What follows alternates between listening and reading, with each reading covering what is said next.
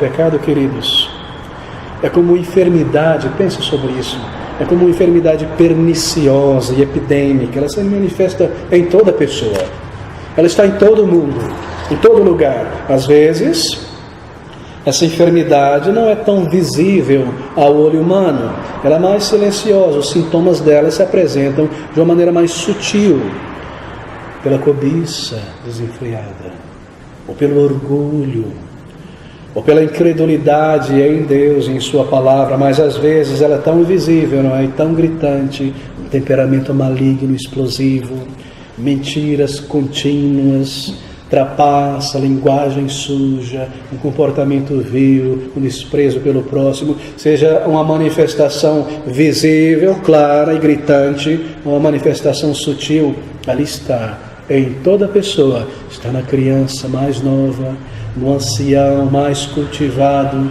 está em homens e mulheres, em jovens e crianças. Cada um de nós está infectado pelo pecado, e esse pecado opera dentro de nós, controlando as nossas decisões, as nossas buscas, a nossa inclinação, os nossos desejos. E aquele menino lá, que era tão amigável na família, e tão bondoso, de repente se torna uma pessoa sensual e egoísta na adolescência, e aquela moça tão ajudadora e tão recatada é uma pessoa agora de uma língua tão impura, de uma atitude tão vil. Como as coisas se manifestam, e com a velhice ou a idade avançada, muitas vezes vem um temperamento e um coração tão duro, e o cinismo e a ironia começam a tomar lugar, a inveja e a dureza e a desafeição também está em toda pessoa, se manifesta continuamente e somente piora conforme os anos vão passando.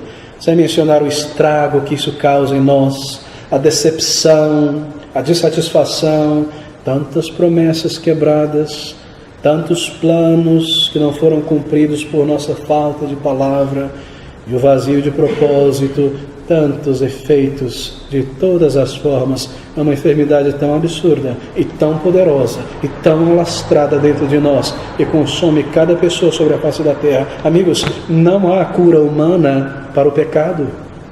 É uma enfermidade que não possui uma cura humana. Nenhuma medida religiosa pode curar o pecado.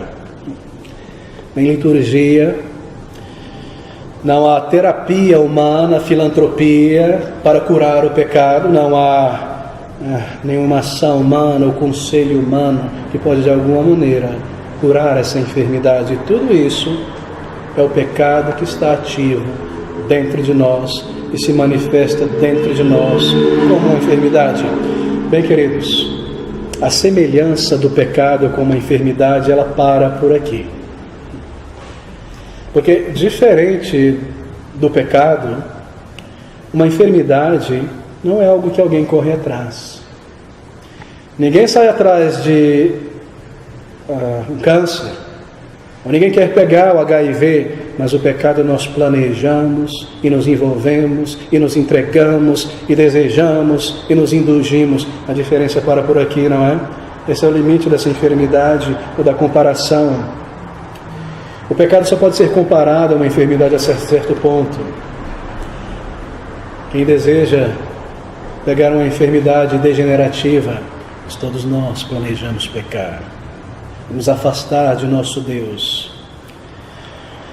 Voluntariamente rejeitamos a Sua palavra e voluntariamente criamos maneiras de driblar a consciência e a voz de Deus, e continuamente nós temos que tentar nos convencer de que os padrões de Deus escritos dentro de nós não são válidos para que eu possa seguir em frente ao meu pecado. Continuamente nós estamos engendrando ideias para nos convencer e trapassar com a consciência esse juiz de Deus, o inspetor de Deus dentro de nós. Quão diferente, não é, de uma enfermidade. Nós nos permitimos, nós vamos atrás, nós nos entregamos.